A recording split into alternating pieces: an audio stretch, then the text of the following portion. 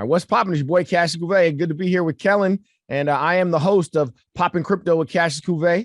That is a show where I interview founders and CEOs of different Web3 projects. That's like crypto projects or cutting edge technology projects. And before I do the interview, I always have a custom rap song that I write and perform for the guest about their project. And then we go into the interview with, a smile on your face, feeling good. So yeah, that's what I like to do. I'm also a recording artist. So I have music videos as well. My YouTube channel is just my name, Cassius Couve, Cassius Cuvee.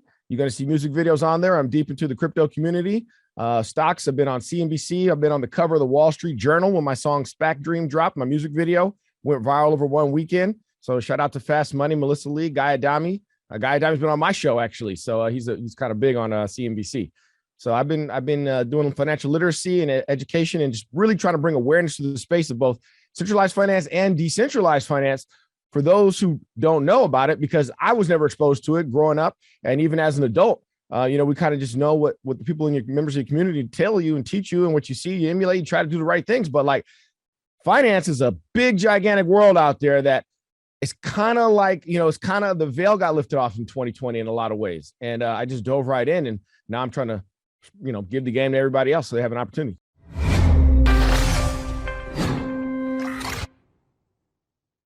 Hey, it's Kellen, and today on Diversified Game, man, you guys are going to get blessed with some financial game in such a hip way. I think that every teacher out there, every school should listen, hit this brother up with willing to pay his invoice, because he's an artist, he's an entertainer, he's an educator, but he also has a consulting arm to it as well. And this is what the kids need to hear, and the adults, because a lot of y'all don't know when they say Web3 or metaverse or NFT or anything crypto, you say, oh man, them criminals. I remember when you guys used to call us criminals. But I got Cassius Couve on here. He's going to give us the game on how he got here. I hope you guys get rewind, pens, pads. My bruh, welcome to the show. How are you doing today? Man, thanks for having me on. I appreciate it, man. Great to be here. We booked something real quick. And of course, I want to jump right on and talk to you. Man, I thank you. I thank you for coming on. Tell people, I saw in the bio, born in Oakland. I think you're still out there in the Bay. Yes, I am. Who pulled your card to this financial game? Because we're at the home of it. Like, it's all around us, but it's not in the schools. They're not teaching this in the school. Go do an AP class. I wasn't fortunate to do that, but it's not there, I was told, either. So where did you get your first exposure of, man, I want to get into this tech thing, this Web3 and everything, else? Well, so really, it started in 2020. I mean, just like a lot of the people when we were doing, locked down and everything. And, I knew enough to know when the stock market crashed, I got to learn this shit, you know what I'm saying? Yeah. And it started with watching CNBC. My boy, Randy was, we used to do sports betting. I'm a big Warriors fan. And so, we bet on games and stuff like that, football too. And so he was on Twitter a lot for following sports stuff. Well, obviously sports shut down, and a lot of members of the sports community started turning to trading, right? And so I had a Twitter account. I had just dropped an EP release. I was kind of getting back into music more seriously. So I had a Twitter and everything. I wasn't really active. So, I watched CNBC, but also I kind of got into the community on Twitter just by talking to people, listening and learning. Befriended one guy who had been trading since the late 90s. And so, there are people are anonymous on Twitter and stuff, but they'll give you a lot of game on Twitter. And so all of 2020, I just started learning, we're locked down. So I'm having all these conversations via Twitter or DMs and everything, teach me about specifically one segment of the stock market called SPACs, which is a special purpose acquisition corporation. I learned the details of that, which is not something known by a lot of people. And then, I just kept studying Twitter and stuff, and me being an artist, because I'm a recording artist, I'm going to live artist, I'm going to die an artist. I'm always going to be an artist. My art always reflects, what I witnessed in life. And I made the music video, SPAC Dream. And, I gave a shout out basically to everybody who taught me the game on Twitter and everybody who taught me the game on CNBC. Boom, like that. It went viral overnight on one weekend. It was actually 2 years ago now, because it was the weekend of the Super Bowl. And I wake up Monday morning and they show my music video on CNBC. It was pretty crazy. That's awesome. Before you got into it, you remind me of some people back home, and I'm not going to tell you guys who, because I wouldn't going to put you in that. But what were you doing before, you got this exposure? Well, I was, looking to invest in stuff. I didn't know really where to go. I mean, I have invested in real estate before. I was in the cannabis business when cannabis first became recreational legal in Oakland, the equity program and stuff like that. And, before that, just trying to figure it out, like a lot of other people. And I've always, kind of been business minded and savvy and stuff like that. But for some reason, I don't know why, it was probably right on my nose. I never really dove into the stock market. I know why, because nobody else I really knew, you know what I'm saying, who was really, really doing it. So I had like one friend who told me about an, interactive brokers account. I didn't really use it. I was looking at cannabis stocks at first, and they all shit the bed. So I wasn't really into trading and stuff that much, but being at home, being locked down kind of afforded me the time to watch CNBC and be on Twitter and really just start soaking up the game just as much as I could. And I kind of felt a duty to spread that word. Cause I'm like, look, if all these people I know, but then nobody really tell me about this stuff, like I got to be the one to kind of pass that along to everybody else. So they can't say nobody told them. Man, that's beautiful. Just so we can have a little debate, so I can hear somebody. Sometimes I hear the audience, but what high school did he go to? That's my partner. Like, what high school did you, go to? I went to Berkeley High. Berkeley High. Okay. Yep. Okay. So, man, okay. You made that. I've lived in Oakland and Berkeley my whole life. Got you. Man. So, Simba, holla at your dude over here. Oh, Simba. Yeah. Fuck with Simba. Yeah, for sure. Yeah. Shout out my cousin Royce and Young Jr. and Baby Gas too. He manages them. So there's some Oakland rappers right there. Yes. So, getting this game, I know you took some wins and you took some losses. I saw, you got a song about taking some losses. Tell people like how that goes, because I want them to follow you and get that same thing that you did for Twitter. They get it from you, but they have to understand there's wins, there's losses, and how to kind of, not fall for, everything. Well, I'll say this. Look, you learn a lot on the way up, but you learn a lot more on the way down too, right? We call it pan tuition. Okay. So, I got a song called Red Days, might be the one you're talking about, where I just a quick little video I made, like spur of the moment, wrote the song, the beat, everything that night, because I wanted to get it out the next day. Because SPAC Dream hit, I knew the markets well enough to know that things that go up come back down again.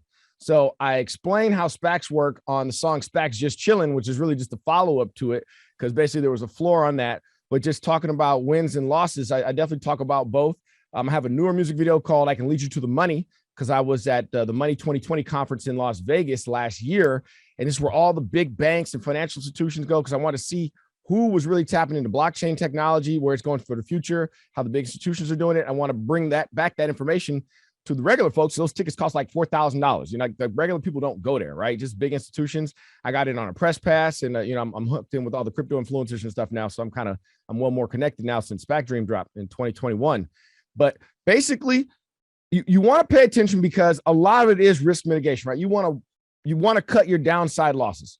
So a lot of my songs too, just so you know, it ain't about just listen to me, follow me. A lot of what I talk about in almost all my songs is who else you should follow. Who are some of the professionals, whether it be crypto influencers like Altcoin Daily or BitBoy Crypto, or some other people on finance on CNBC, whether it be Guy Adami and Melissa Lee, or Investopedia. I know Caleb Silver as well. That's where a lot of education for any type of financial education comes from. So it's not just, everybody follow, listen to Cassius Cuvée. It's like, I'm going to lead you. I'm going to give you the path to where you can get more information and educate yourself. And that's the beauty of what I like the journey, because I can assume that when you started, talking and rapping about this stuff, I know the Bay, I know your family wasn't like, oh man, let's just finance and help you out. It wasn't like that. It's like, man, what are you doing? What are you talking about? Talk about that journey and how you kind of like got through the noise, because I know it wasn't easy. Honestly, I don't really be tripping about what nobody else talking about when I know I'm on a mission. You know what I'm saying? And my friends and stuff, like, they see it. Like, they might not know everything I'm talking about, but they know I'm serious. They know I ain't stupid, So like when I made SPAC Dream, right, we filmed it down here on Fairfax in East Oakland here. I'm outside my man's clothing shop, Threads. And like, I know they didn't know the song. They sure as hell didn't know what a SPAC was, but they rocking with me. They dancing in the video. They having a good time. You know what I'm saying? It started raining on us and we was going hard. So I definitely want to give a lot of love to my friends who supported me early on when I didn't have no followers or nothing on YouTube or nothing, because they showed up for me in the music video. And then I told them, I said, your store going to be on CNBC, bro. And they looked at me, they didn't look at me like I was crazy, but he told me afterwards, he's like, I didn't know what you was talking about. And sure enough, he's like, everything he said came true. And I'm like, that shit proved I wasn't crazy. And so when I started my show, Popping Crypto with Cassius Cuvée, and interviewing like all these different CEOs and founders and stuff, now you can see that like people know that when I write these songs, like they're very meticulously written. And then I don't know corny shit neither. It's like I'm spitting bars, but I'm really dropping knowledge and giving game and like explaining people's projects in a musical way that they never seen nobody do it before like that. And do you put yourself, and I've interviewed a artist out of Richmond. Actually, when I worked for Synology, I had to connect with this person and she introduced me. I never knew this genre existed. This is back in the Gap, but it's nerdcore, talking about tech and everything. And I'm like, oh, nerdcore will give you some game. It'll make you not have to work a job if you do it right. Do you consider yourself in any genre? And if so, what would you say the genres that, you deal with? Well, I'm really a lyricist first. So I would say that, I never had heard of anybody writing about stocks before, nerd rap or nerdcore, any of that kind of stuff. But I mean, we all know by now today, I mean, all the nerds make all the coolest stuff, right? All the stuff we use, whether it be AR, VR phones and all this AI and all that shit. Like the nerds is what's popping. So like when I went to CES earlier this year, January, that is the Consumer Electronics Show in Las Vegas. It's the biggest conference in the world. I tapped in with Silo Cloud. That's Nordavani. It's a brother by the name of Lael Alexander. I call him the Black Tony Stark. Man, he invented all kind of stuff. And so he invented a server that you hold your own personal data in the server cloud, as opposed to like Amazon Web Services and, Instagram, everybody stealing all your data. You get to control it. So I got a music video. Now I'm doing music videos for Poppin' Crypto, not just busting raps with my DJ. So I got a music video that I filmed there for that. And then another one, Vuzix, they make AR glasses. So like you can read text messages, you get instructions. They're in Amazon warehouses, the medical field, the military. So like, it's all this tech stuff, and yeah, it's nerd stuff for sure. But like, I like to have fun with it, right? So everything I always say on my show is like, check your prejudice at the door, 'cause this ain't your average crypto show. We like to have some fun with it while educating at the same time. So I don't know what genre you put me in. I mean, when I make regular songs, a lot of it is about being in the community. So my song In Real Life, my music video In Real Life, is just me going to all the crypto conferences, hanging out with the different influencers. I name everybody I met and the people I hung out with and stuff like that. I leave you some money. It's talking about buying a dip, how to DCA, which is dollar cost average. Everybody's scared the markets are down, but like the world ain't ending. I ain't never been scared, but I ain't pretending I ain't have to get prepared. So when all the markets turn to bear, I ain't even really care about a dip and be a multimillionaire. So that's how that one starts. And so I go on to talk about who you should pay attention to, how you buy the dip, and basically just giving game on both investing and just what's new and cutting edge in technology. And we met at the Vuzix table with Tom Fleet, and I'm like, you're shooting a music video, which is something I'm like, he's taking advantage of everything at the right time. I don't know if you own a pair of those glasses. I know I'm gonna get a pair of the Blade 2s. Not yet. I told the CEO, man, I said, Paul, you gotta hook me up with them when they're out. Definitely. Gotta have those. I had to get mine customized. I talked to them. All right, I need those in my life, and my influencers need those, because when we're traveling and going to Africa and all these places, you can monetize all day, every day with that easily. Now, one thing about Vuzix real quick too is pretty cool. And I posted a video while there's an interview with Paul after the music video for my show, Poppin' Crypto. But like, there's a woman who was hearing impaired. And because the microphone from the phone can pick up when people are talking to her, she can read the words right in her glasses. So she can have like a normal conversation with people who she can't otherwise hear, because she can read their words right in the Vuzix glasses. So like, the technology is more than just for the fun of it. It's actually assisting people in a lot of ways. Definitely. There's so many, and I'm glad you mentioned that, because there's so many uses. I'm just using it on this was popped in my head, but I love that because that solves a real problem in life. Now, how have you, your music, you could have easily, I've seen, the company you keep. I've seen the music videos. You could have easily said, you know what? I could have them twerking and OnlyFans in it and doing all this. And I could be talking about, flipping the dream you could go a lot of places. How have you kept your moral compass? Like, this is what I'm going to do. This is what I'm not going to do. Like, where does that come from? It's just something about me. Sometimes I like doing what nobody else has done before. I like seeing things that nobody has never seen before. I like going somewhere nobody's ever been before. That's just who I am as an artist, right? Maybe I get bored easily with the same old thing. Personally, though, I don't have a problem with Cardi B making a mainstream song called Wet Ass. I don't have a problem with other artists having people twerking in videos. I'm not like against any of that. Like, I believe in artist freedom of expression. Do you? I just personally like to do stuff that I haven't really seen nobody do before. Maybe someone has, I just ain't seen it. So that's kind of, I think, where my desire is. I go the road less traveled just in general. I got the machete out and I'm weed whacking my own path. As far as I know, there's nobody's footsteps for me to follow in. I'm just being me. And, I definitely, in my past, I've made club bangers and street songs and all kind of stuff. So I'm not against none of that. Love songs. I was going to have my next album called be 100 sex songs. Right? That's what I was going to entitle it. So I don't have a problem with none of that. I'm so engulfed in this tech space, this crypto space, and just this finance space where I'm like, this shit right here, I wish I had known about it so long ago. I'd be so rich right now if I had. So I can't help be excited about it. And I'm always going to have some sort of blend with it because I do like to hang out with beautiful women and all that kind of stuff too. I'm still a rapper. I'm still a recording artist. Still like to have fun. That's kind of my thing. I like to go to these places that might not otherwise be known for having fun and bring fun to it. So that's just me. I'm just doing me. Okay.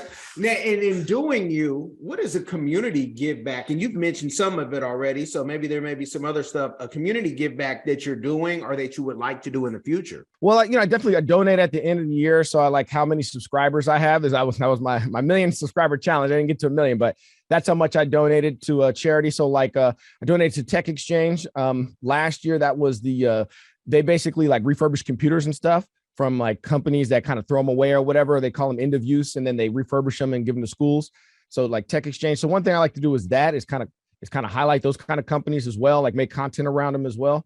And then also I really you got to expose people. You got to educate people. So, my brother Naru, actually on Saturday, I'm going to speak at an event out here in Oakland, actually, where it's about just like educating folks on just financial literacy, blockchain technology, just any way that they can get involved, because there's a lot of different ways, right? There's a lot of different ways, but like you said, they don't teach it in school. So somebody got to teach them. So I'm always going to be giving out as much information, as much free game as I can to anybody who's willing to listen. And how do you, for that 14-year-old who's listening, say, man, this sounds cool. I can mix my music and the money together, but it's not like you have 1 million followers on YouTube or these platforms. So they're not, and you need that to really cash out big. I manage these people. I know what the type of money that's coming in. Mm-hmm. How have you gave some game with the press pass. I was like, dang, you telling everybody how we do it sometimes at these conferences, and I love it. But how do you, say I'm going to be able to afford to go to these things, because investing can have its dips. And people don't understand, like you might get $10,000, you're gonna have to claim that, and you might get, once you get your first 10, you always want another 10. So let's talk about investing for a second, right? So there's your short-term investor, what we call trading, right? So real short is like day trading, which is you buy and sell in the same day. We call swing trading, which is you buy and sell not the same day, but over a short amount of time, less than a year. And then you've got your long-term investing, which is over a year. And what you're talking about is the taxes. It's a different tax bracket if you buy and sell the same asset over a year. It's much lower than if you do it within the same year. So you got to ask an investor, you got to ask yourself what type of investor you want to be. And I made content about this. So that's just for starters, right? Trading, if you're real good, you'll probably make more money than investing, but it's definitely more risky. And you got to, have bankroll management and people do leverage trading and stuff. Don't do that. Options trading, don't do that unless that's the deeper end of the pool. If you're starting out, they're going to say that's how you make the big money. And it is, but I call it like going to medical school. Like, there's a foot doctor and there's a brain surgeon, right? There's two different types of things. So sure, the brain surgeon gonna make more money, but it takes a lot more schooling. So make sure that you don't dive into the deep end without getting proper education. There's plenty of videos on YouTube, plenty of people you can follow who will show you how to do it and do it safely to learn every step of the way. So as far as the one way to monetize is like what I do is I go where the money's at, right? So these big corporations, they have marketing budgets and stuff, right? So like, I got my trip paid for to Las Vegas and hotel paid for and stuff because they know I'm gonna support them, and then then work out deals if there is going to be any commission for the project I make or not. But that's one way of doing it is you partner with brands, and you'll see a lot of people on TikTok and other things. Like you don't got to have a lot of followers. This is just a general business idea. You don't have to have a lot of followers. You go after brands and you say, well, look, people endorse brands all the time. We call micro influencers. So that's one way of doing it. And then the other way is just like generally just going after big brands. It's hard to make a lot of money off a song, right? You can ask any rapper, any singer, producer, like the music industry is hard to make money down the line. Publishing and stuff, I wouldn't count on making a living off that. That's just some advice right now for anybody. You got to find another way, whether you sell merch. This is my homeboy's clothing line right here. I'm always going to be supporting my people. Threads, the shop down there. My boy, shout out Pac-Man Fever. Actually, his birthday was on this weekend.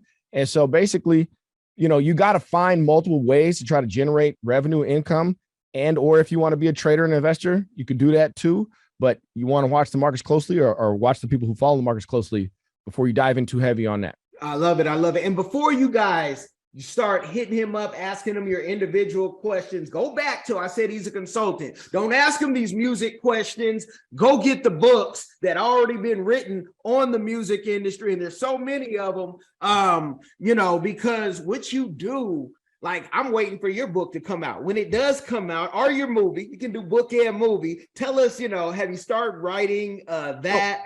I got to talk about NFTs and Web3, right? So all of this ultimately is leading to Web 3.0. So people, for those who don't know, Web 1 is read only, right? You just go on a website and you read it. Web 2 is read and write. That's like what we have now with social media, right? So I can watch stuff, but I can also contribute to it. But you don't own anything. Web 3 is read, write, and own. And that's where blockchain technology comes into play. That's why I know this is going to be the future. Basically, through NFTs, which is a non-fungible token, you can claim ownership of what you contribute, what you put out on the internet. So, for example, I'm verified on decentralized social media. That's DESO, DESO. There's a coin that's the ticker for it. But decentralized social is the name of the blockchain. And it's a layer 1 blockchain, which means it's its own blockchain. Like, it's not Ethereum or not Bitcoin. And basically is designed for social media. So there's multiple ways of accessing it. So there's like a YouTube version of it. There's like a Instagram version of it. There's a Twitter version of it. There's a story, which is like what's the Snapchat version of it. And basically all of my followers still cross all the platforms. All of my blue check mark is still across all the platforms. And most importantly, I get a social token. So people can invest in me personally, buy my coin, and that goes across all the platforms as well. And people can tip you on there in the form of you shower somebody with diamonds and equals a certain amount of money, depending on how much you give them.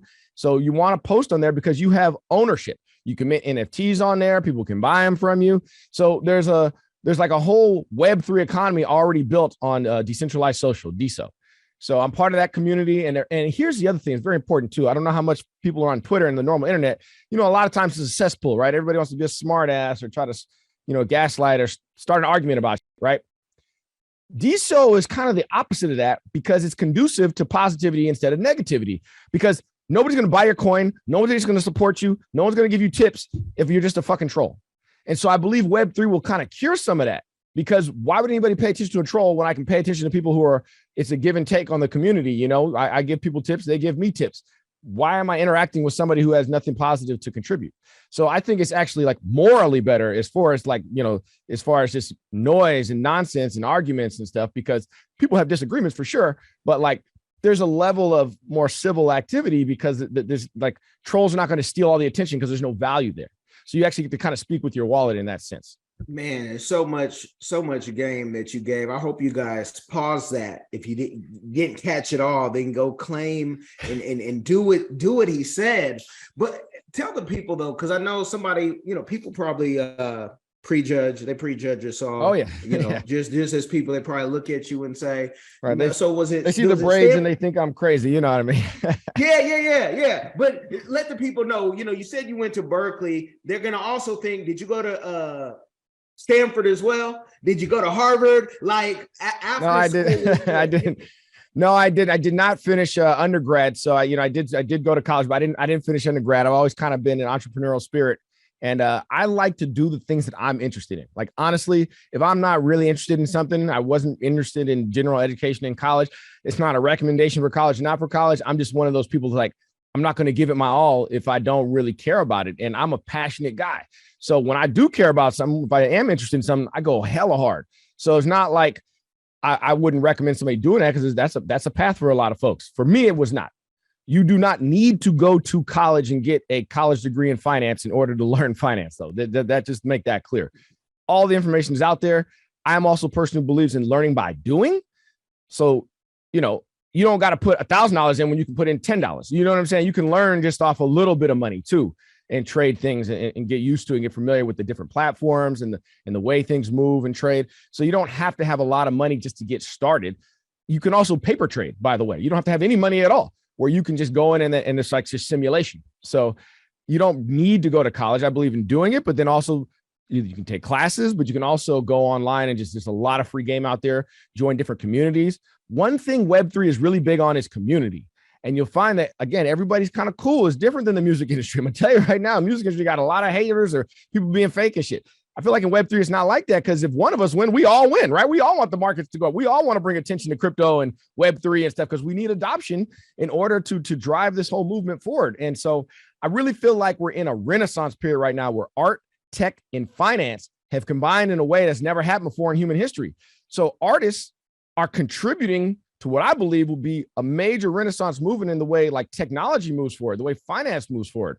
And so I think that's pretty cool, something like that, because artists can come in and collaborate and, you know, help each other out and also participate with the development of the technology that makes everybody, you know, have a ownership. But this is the crux point. Let's just talk about music industry real quick, right?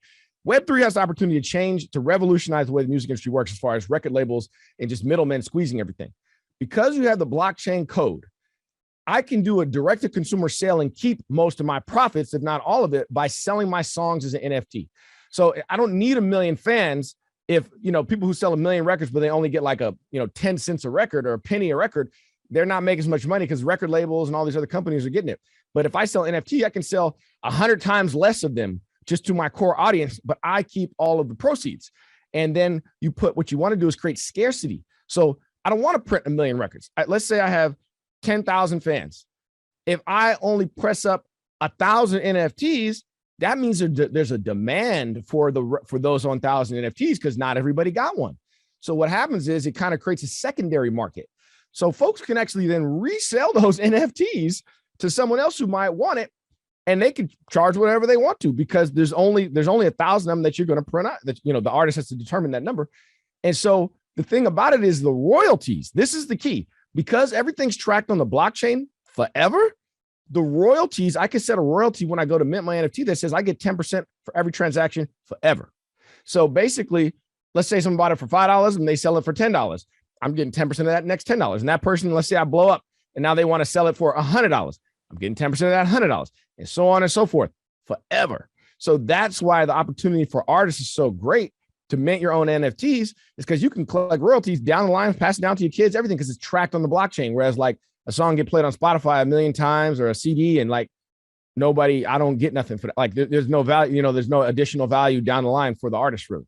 Man, there's a lot into that, and I know, there's a lot there. Yeah, it's a lot there, and people sometimes they'll say, well, if I create it on this blockchain or I create my own, how do I transfer it to yours? That's a conversation for another time. Cassius might make a song about it. He might put a chorus for it. And it's true. We are still early in Web3. I want people to know that, right? But I have a song, I just dropped it like a couple of weeks ago called Verified on DSO. But I talk about it like Web 2 ain't perfect either, right? How many times your Instagram glitch up or anything, you know what I'm saying? So Web 3 is new and it's not perfect and it's being developed. Don't let that discourage you, because Web 2 has been out for a long time. It's still not perfect. There's still hacks and scams on Instagram every single day.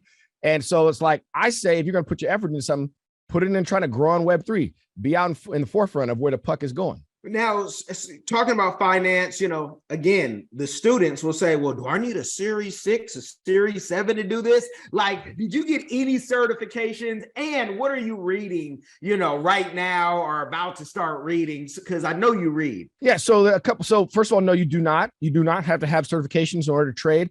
To day trade, you have to have at least $20,000 in your account, 20 or 25,000 to be able to do you only get a limited amount of day trades. Again, day trading is a little bit more the deeper into the pool, but so that's just like the one barrier of entry on that. You can only do so many, or else your brokerage will not allow it. But other than that, you don't need certification or anything like that in order to get started trading or to paper trade. The book that I just finished reading is called Catching Up to Crypto, written by Ben Armstrong. That's BitBoy Crypto. He's the biggest crypto YouTuber. And I think it's a good book to read because it really does, like the title says, it catches you up. There's 21 chapters to kind of represent the 21 million Bitcoin. And it shows you the history and how we got all the way to this point. And it's clean, it's concise, it's written in plain English. There's not a lot of technical stuff. I think it's great for any beginner or anybody who's even intermediate to learn about crypto and what blockchain technology is and why it's important and why we all believe in it so passionately for the future. Another book I'm reading is both crypto books, but it's called The Genius of Algorand, which is, from where I stand right now, looking like, to me, everyone has a different opinion on this. To me, it's the best layer one blockchain. It's written by Anthony Scaramucci. He's a longtime investor, big fund manager, billions of dollars. But he believes in Algorand. He's what we call TradFi, which is traditional finance. But now he's starting to believe in decentralized finance. Algorand is a layer one blockchain that was invented by Silvio McCallie. Look him up. He is what we call the godfather of cryptography. He was the head of cryptography at MIT. He invented zero knowledge proof. You're going to see all this on Wikipedia or whatever. He's won the Turing Award, which is like the Nobel Prize for computer science. He created Algorand. So that book's a little more technical at first, but again, it's written in plain English to kind of explain it to you why that blockchain is so powerful. Those are two books right now that if you want to kind of get into crypto and learn more about it, I would recommend those two books. Okay. And, so I heard Scaramucci and I said, Anthony Scaramucci. Yeah. That one, the White House, maybe it's the same guy. Yeah. Okay. You'll see him on CNBC and stuff. Yeah. Anthony Scaramucci. Yep. Yes. No, I love it. I love the bounce back, and I thank you, because I'm going to have to check out those books as well. Wasn't hip to those and appreciate it. Always a book a week, Miles Monroe taught us while he was living, via YouTube. Read a book a week. See how it changes your life. So, but going back to your book, or your movie, or your doc, it's coming. So here's the thing. One thing about me is I do, I'm a social commentary, if you will, right, on what's going on. I'm in real time, right? I'm going to do an NFT drop. I'm sure I am, from Poppin' Crypto. I got a whole bunch of songs and stuff, but I'm waiting for the right time for that, right? The right blockchain, the right time, the right partnerships. A lot of people can do NFT drops. I have videos on YouTube right now so you can mint the NFT totally for free and put it out for free right now on Polygon and OpenSea. It won't cost you a dime. But as far as a big project, a big movement, it takes a lot. You want to have a team. You want to have someone who can cultivate the community to always make sure that, they're being taken care of, answer all your questions, but also just the project itself. Your NFT want it to have utility, meaning that it's more than just a song. So there's additional reason why someone would resell it. When I mentioned that, resell it for more money, because maybe it gives you discount access to backstage show passes or merchandise, things like that, right? Or if you already have an ongoing business, right? Like my friend has a clothing line, right? Someone, let's say, issues some NFTs, then if you hold one of his NFTs, then you always get a discount on his clothes. But let's say you move away, or let's say if it was a barbershop, you move away, you can turn around and sell that NFT to someone else who stay in the area, and now they get a discount on it. And the barber doesn't mind them you reselling it, because he got that royalty every time it gets resold. So there's a lot of different things that you can do with it.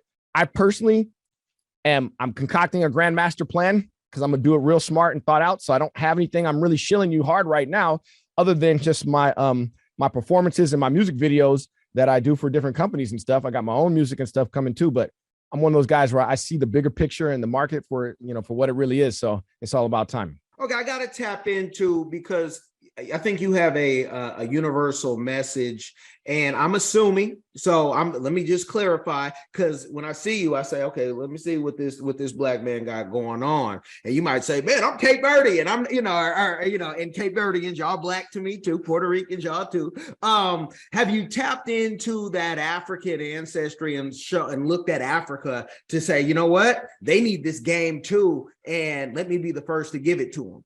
Nah, man, I would love to be the first to give it to them, for sure. I want to be the first to give it to any basically underserved community or people who've been historically left out of some of these advancements of technology. So for sure, that's Africa, that's anywhere in the inner cities all over the world, not just the United States, right? So definitely I want to tap into any black and brown communities, women, minorities, for sure. That is definitely a large focus of mine with Poppin' Crypto and everything I do, for sure. I want to be inclusionary for everybody, make sure that we don't get left out or left behind when this advancement, this technology comes. I know Silo Cloud, because Lael Alexander, he's a brother, and he's like really talking about being big in Africa as well. He's big in China as well. But we got to make sure that everybody is brought along with this journey with us, for sure. Okay, you guys heard it. Because my African folks, before you hit me up, the links will be in the description. Yeah, tap in with me, for sure. I'll be happy, love to speak to anybody and any podcast, any shows, any platforms, any awareness I can bring to anybody, especially internationally in Africa. Absolutely. We're trying to put together an international tour. Honestly, I'm still getting warmed up, brother. So a lot more big things coming. Oh, man, I appreciate it. I don't want to give you guys too much game, because I could do this all day. I could too, bro. Yeah, but I want you guys. There's so much. I mean, I don't want to overwhelm people, right? So straight off the top, you do want to take baby steps. But you want to dedicate time to it. Like anybody who's out there working a regular job just for money. And let me just tell you straightforward. You're going to cut this out. You're going to put this on reel or something. Anybody out there who's just working a regular job just for money, like it's not your passion. It's nothing that you want to do if you weren't getting paid. Look into finance. Because I swear to God, from my perspective, there's no more way you can make more money than finance. And not only that, you just want to understand what is going on in the world and how things move and why things happen. You want to look into it, know about it, because it's not just about making money and getting rich. The song can lead you to the money, right? Like, just might be a misnomer on the title, but like inflation is really hurting people, right? So that means if inflation's at 5% and you put $100 under your mattress, in 1 year, it's worth $95. So it's very important that you understand what's going on and that you learn how to invest just to break even, not just to get rich, but just so you don't get taken advantage of. I mean, that just as a minimum standard, you want to know what's going on, how it works. You got to put something away. You got to invest some kind of way just to offset the fact that they're stealing from you this whole entire time, every time the government prints money, which is kind of the crux of Bitcoin and why we believe in decentralized finance and blockchain technology. So it behooves you to learn this, not just because you think money is everything, but we all know, I almost feel like the lower down the payroll ladder you get, the more you understand how valuable money is, because you got bills to pay, right? Like rich people, it's just a matter of they take this jet or that jet. But like for us, like I got to actually pay bills. So it's very important that people learn this stuff because inflation is eating away at your money, whether you know it or not. Man, I love it. And I'm going to tell you why I wanted to do this interview. It was on your platforms. He's not telling everybody, this isn't the burn your leisure type of thing where I made $100 million. This isn't everybody can do it. No, you're not saying that. You're just giving the game for what it is. You don't have to say I'm a philanthropist. I'm a qualified, sophisticated investor. You're just giving the game. That's why that teaching, we're going to talk off air. I'm going to tell you something about this, where I think, especially in Oakland, this teaching, if you have the bandwidth to deal with the government. But you guys, go ahead. I'm gonna drop some bars here just for closing out, right? So I want to say this because we know we're gonna have to say this anyway. So I have it in a wrap. I might as well say it. This ain't financial advice. You can question my suggestion. Now, professional professor taking profits, my profession, but you still can learn a lesson from the session. No question, DCA, because it's hard to time the bottom with perfection. Y'all been blessed with bars. Make sure you share this game. It will change someone's life. Be blessed. Hi, everyone. Have you ever been curious about visiting Africa? Which African country were you interested in? Kenya, Nigeria, Uganda, South Africa, Ethiopia? Which country are you interested in? My good friend, Kellen Cash Coleman, came up with a course called My First Trip to Africa that'll guide you through this process. It's only $20, and in this course you'll learn about passports, visas, vaccinations that you need before you go there, as well as a budget, how much the trip is going to cost. He also talks about what you should pack, what you should take with you, how you should travel on a budget. Did you know that $100 is worth 1,000 South African rand and over 10,000 Kenyan shillings?